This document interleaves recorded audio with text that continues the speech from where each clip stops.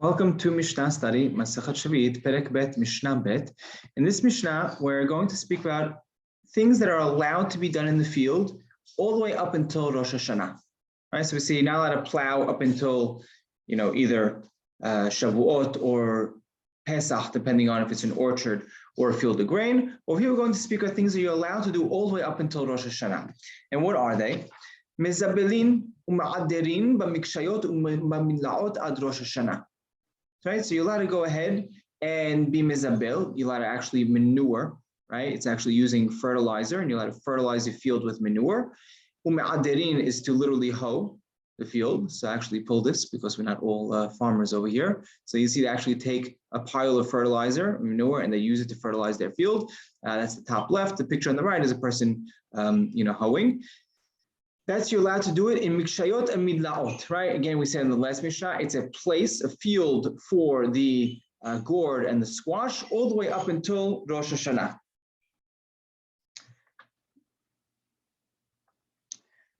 Now, v'chen bebet hashilahim. Similarly, you're also allowed to do so in a bet hashilahin. What's bet hashilahin? So bet hashilahin is a field that needs to be irrigated by a person, right? It's not enough for only rainwater. It's like a thirsty field. It's actually the targum of ayif, right? By Esab when it says ki ayif anochi. So targum onkelos over there is mishalhe, right? Shilahim. Rambam is gores shilahim. Others are gores shilahim, right? With a chayt and a nun, right? But it's all the same idea that it's a tired, a thirsty field. Now, next part is miyabelin. Miyabelin is literally miyabelit is like a wart, right? So you're allowed to cut off these wart-like, growths from a tree, right? That's that picture I showed you over here on the bottom left. And mefarekin, right? Lefarek is literally to remove the leaves from the tree. That's how Rambam explains it over here. Me'abekin.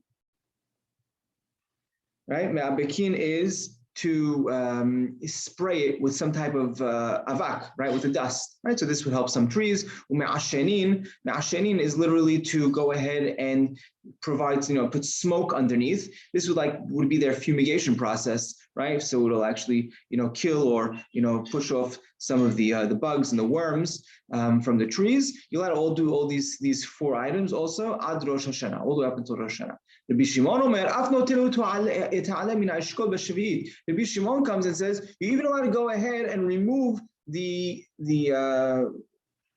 leaf, right, from the cluster of grapes on the Shemitah year, on the 7th year itself, right? According to Rabbi Shimon, Harambam understands Rabbi Shimon arguing on mefarekin, right? Because remember, according to Harambam, mefarekin was removing leaves from the trees. Now Rabbi Shimon comes, right? So according to Tanna Kamma, you're allowed to remove the leaves from the trees on the 6th year. Now Rabbi Shimon comes and says you're even allowed to remove the leaves from the trees on the 7th year.